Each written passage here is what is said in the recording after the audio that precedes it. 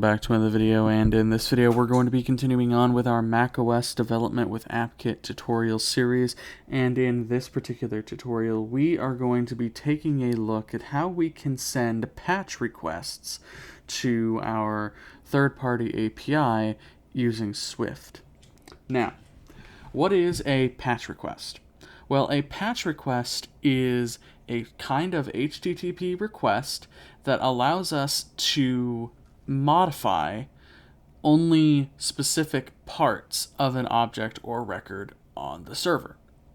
Now that's semantically what it means according to the REST standards. You could flip-flop it with put, which is the HTTP method for updating an entire record.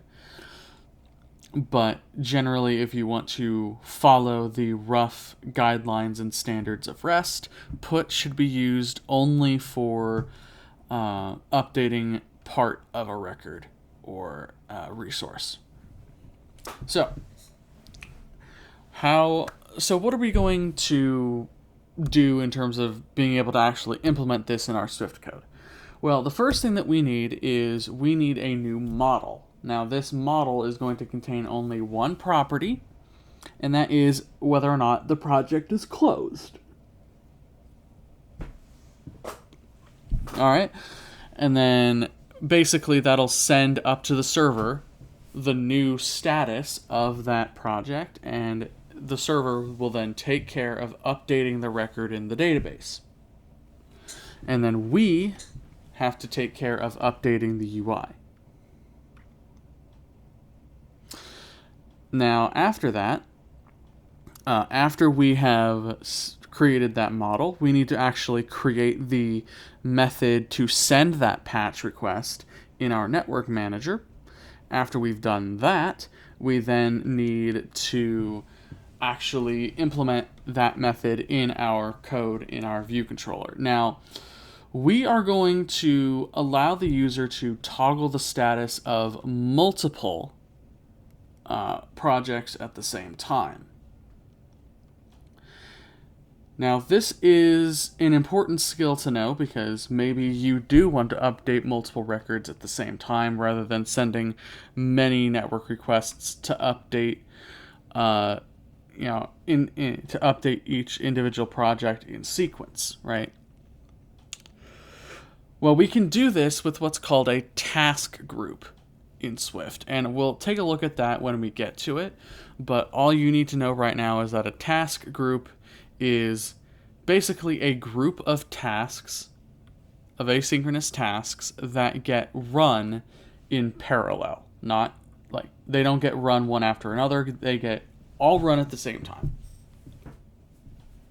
Alright, so let's go ahead and begin by creating a new model. So inside of Xcode,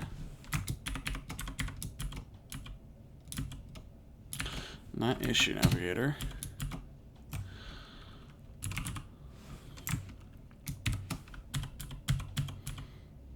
we'll say new empty file. We'll call this patch project.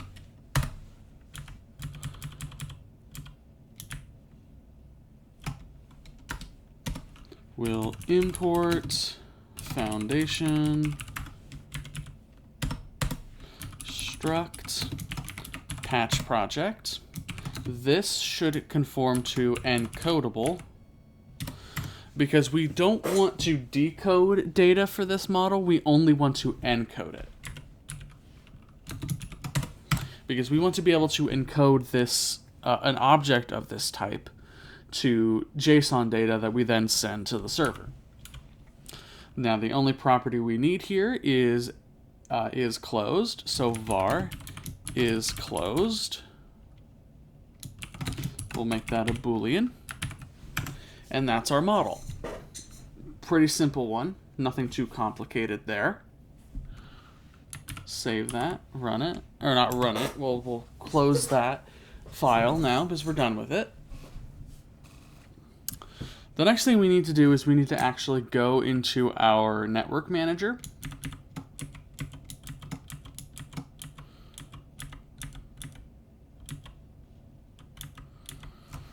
We want network manager.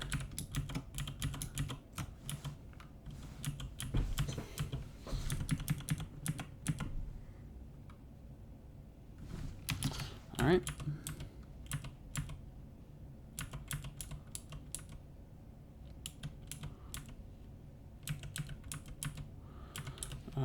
Okay. So I'm going to give myself a little bit more room here.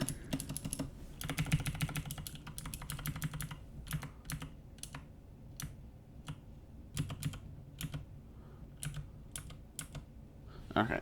So now we'll create a function. So func, we'll call it update status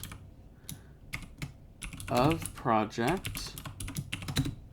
We'll give it a project with new status bool. And this should be asynchronous, and it should be able to throw. Like that. All right. So with that, the first step, as always, is to create the URL that we want to send our request to. So it'll be guard let URL equals URL string.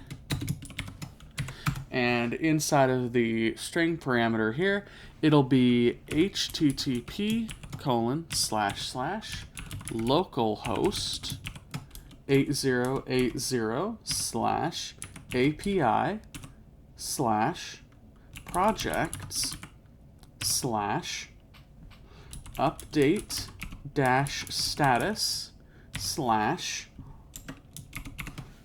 and then we will use string interpolation to give it the ID of the project that we want to update.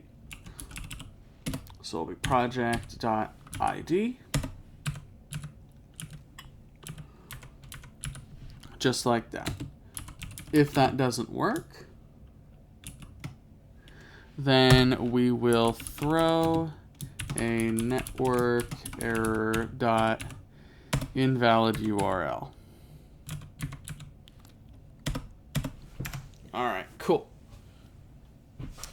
Now, the second step is to encode the our project, like our patch project object. So we'll create one of those. Let patch project equals patch project.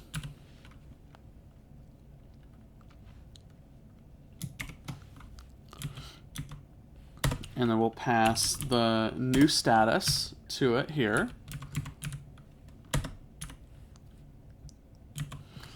Then we will create a JSON encoder. So let encoder equals JSON encoder. And then we need to actually encode our patch project instance to a data object that will be sent to the server as JSON data. So let data equals try encoder dot encode patch project. All right, now that we have encoded our data, the next thing is we need to create a URL request object. Now this, of course, URL request object, like every other time, is going to contain all the information URL session shared data will need to send the network request to the server.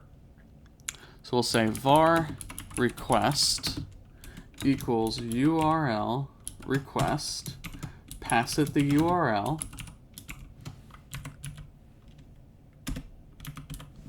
next we need to set the method, then we'll set the body, and then we'll set the content type request header. just like we did with post requests. We'll say request.http method equals patch as a string. Next, we'll say request.http body equals data. So HTTP body is an optional data object, much like HTTP method is an optional string. Now, why is HTTP body optional? Well, it's because maybe the request that we're sending, whether it be a GET request or a delete request or something like that, it might not need a body. So we would need the body to be nil for GET and delete requests. Now, if you're wondering what a delete request is, we'll cover that in the next video. Stay tuned for that. All right, so now that we have our body, let's say request.setValue application/JSON, and then the specific HTTP request header that we want is capital C content dash capital T type. Now we set this to application JSON because we need our server to be able to interpret this request using JSON in order for it to handle the request properly.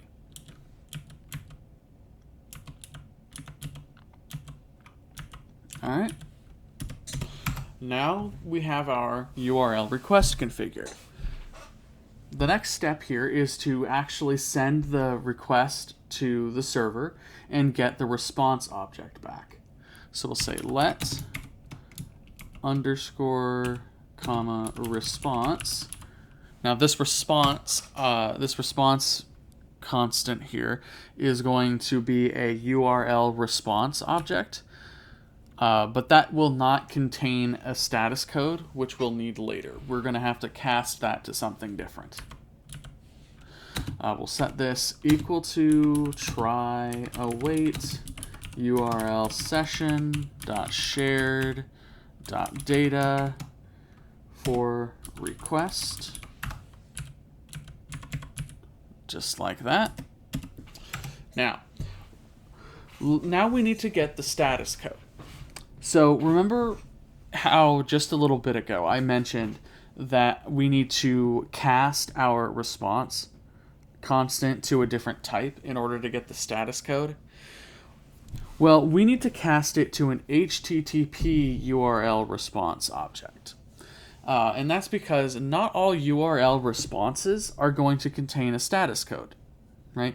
There are certain other kinds of requests that you can make over the network that aren't via HTTP, so they're not going to, so those may not send back a status code.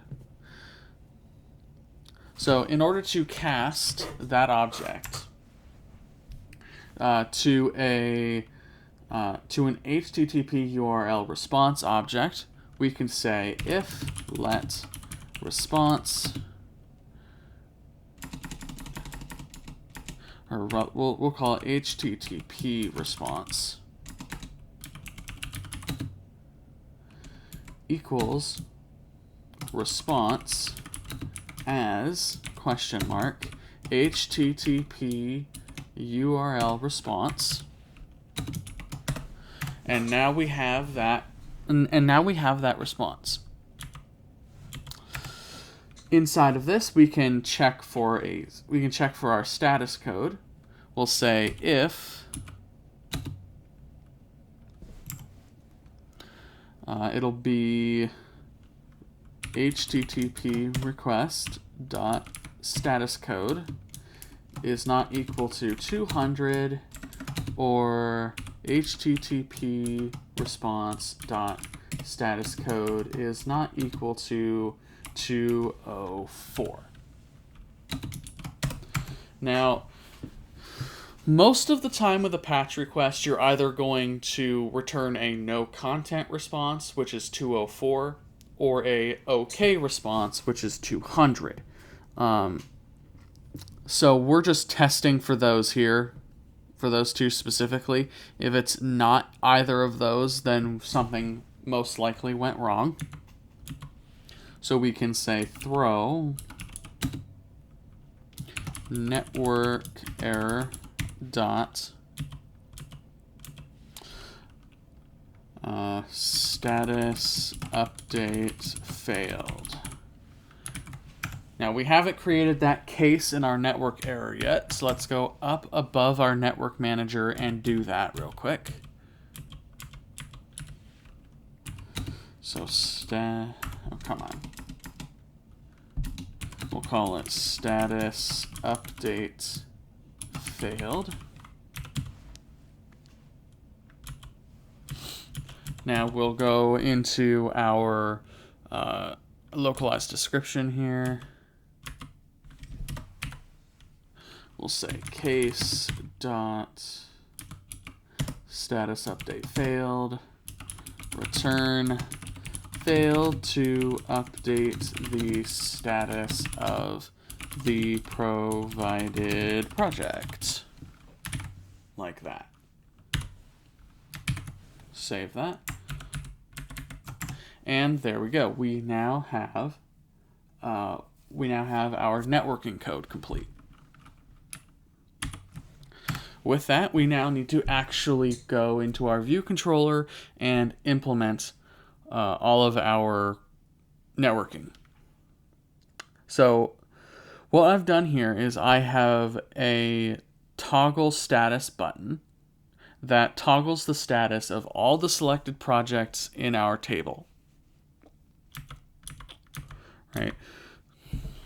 So the first thing I'm doing inside of this method is I'm surrounding everything in a task, so we have an asynchronous context.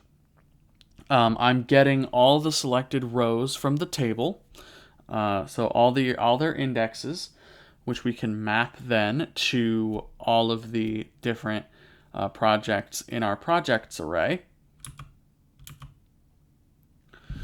Then we are making sure that selected rows isn't empty, because if it is empty, we don't want to do anything.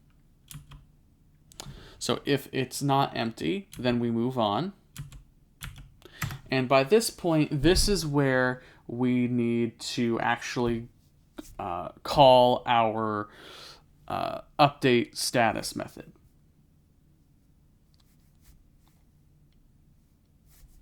So what we're going to do is we're going to create a task group so we can update all these projects in parallel.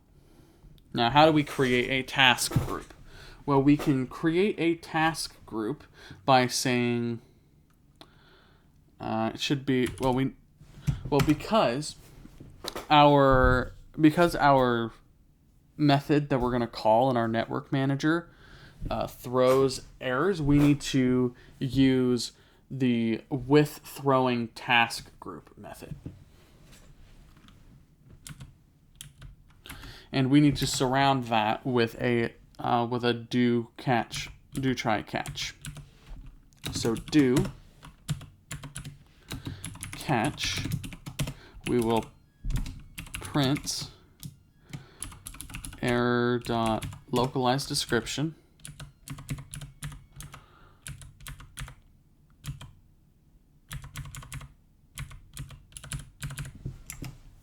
All right, so inside of this do block, we are going to say try await with throwing task group. Now, this is going to first take the kind of type that our task group is going to return when all of the tasks inside of it are completed. And because our method that we're going to call in our network manager to update all the statuses doesn't return anything, we can just say void.self. So that way our task group knows, hey, this isn't going to return anything. And then we need the body of our task group here. So this is going to be a trailing closure. And the parameter that we get is a group. And this is so this is our task group object that we're getting here.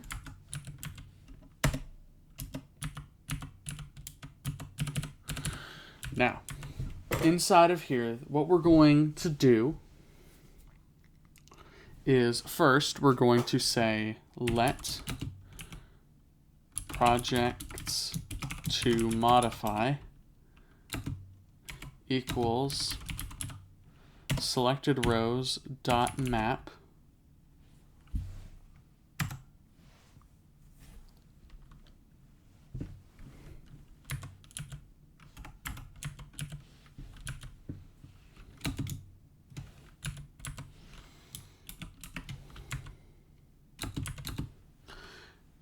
and it'll simply be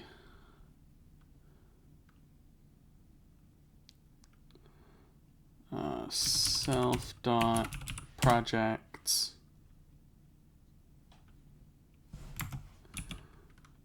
at $0, like that.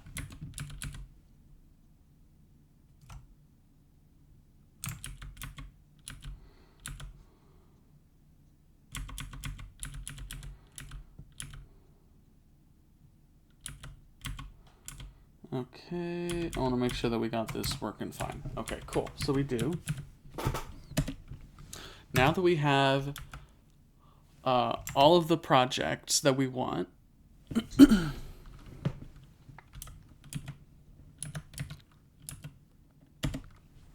we can say for project in projects to modify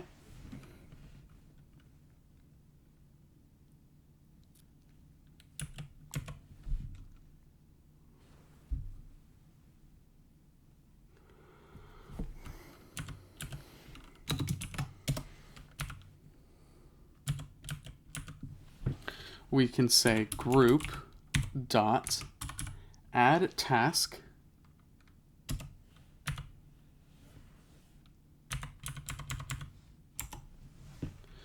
So inside of this closure for add task, we are going to say try await network manager dot shared dot update status of project, and its new status should be exclamation mark project dot new dot is closed, like that.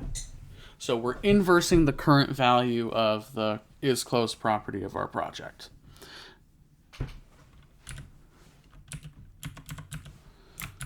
Okay.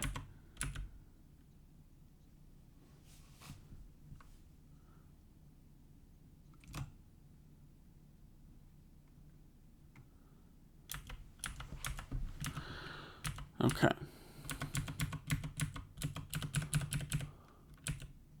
So I will get rid of that try there, and that should get rid of our warning. Yes, it does. And once all that is completed, all of the network requests have been sent out.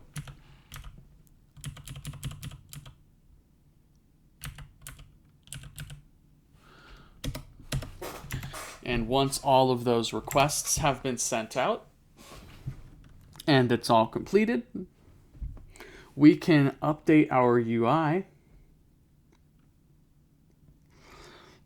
So what we'll do is we can say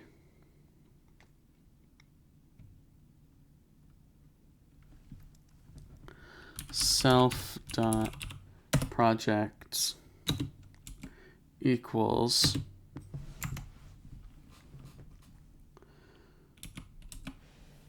we'll make that an empty array. Then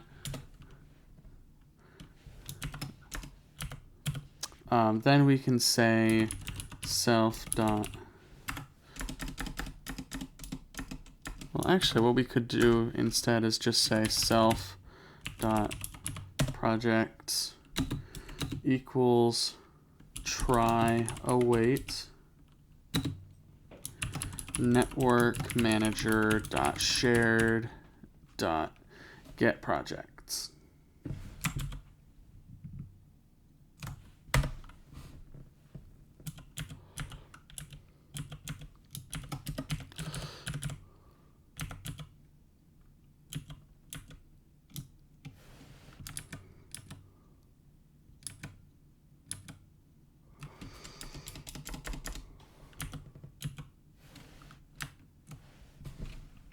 Let's see.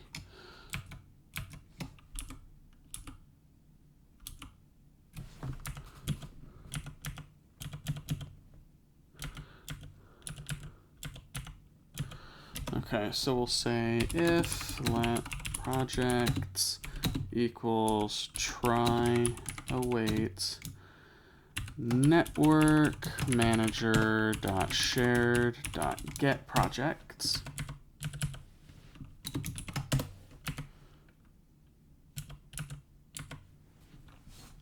Then we can say self projects equals projects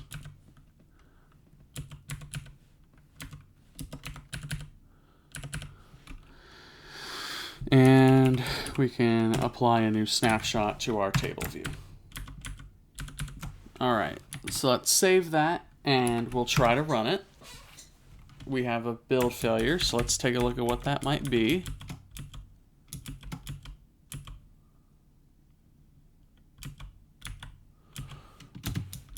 Okay.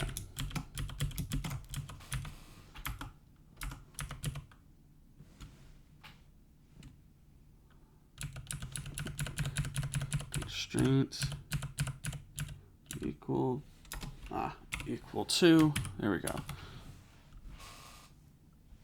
Okay, there we go. Now we can run our code, and here we are.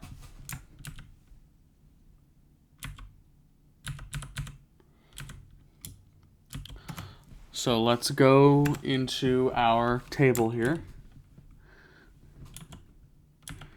And so we have one active and two closed projects. Well, active, closed, closed, active. So we have two active and two closed. Let's, so we should be able to select all of these.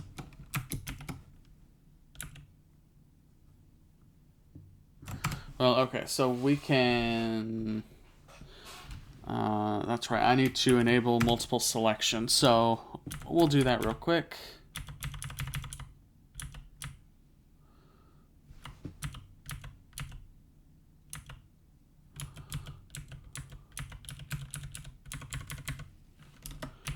We'll say projects list dot allows multiple selection equals true.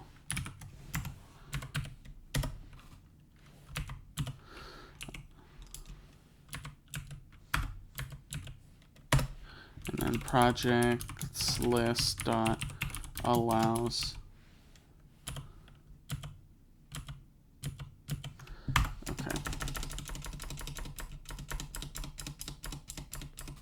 So there we go. Save that, run it. Successful build. We'll go into our table. All right, so now we have 4 rows selected. Let's go out of the table here, and we'll toggle status. Let's go into our table here. And there we go.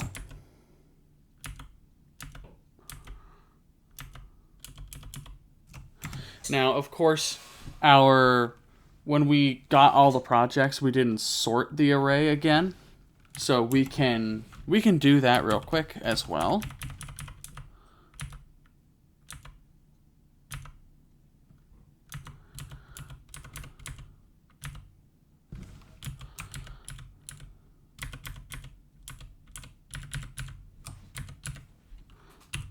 Sorted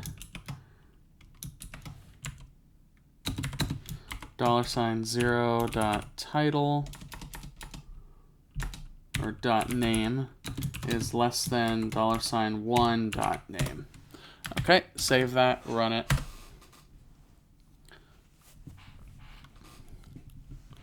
And now in our table,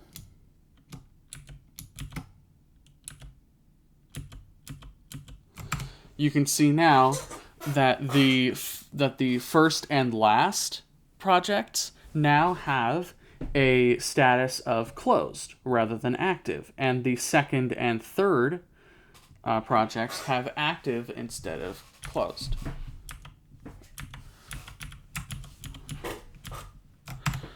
Right? So we can select these again, toggle their status,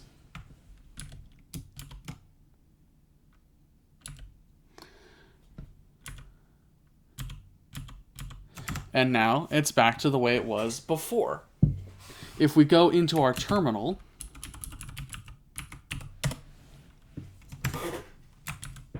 so inside of our terminal, you can see here that we get 8 log entries for patch requests.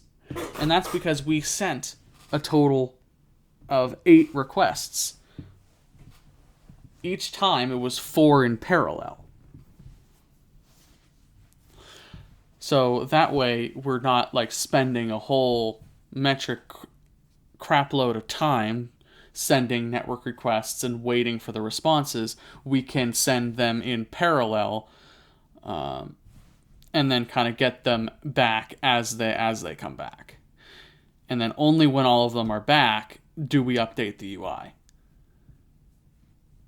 All right, so that pretty much does it for this video, guys, on how we can send patch requests to our third-party API from Swift in our macOS applications. Thank you all so very much for watching, and we'll see you in the next video.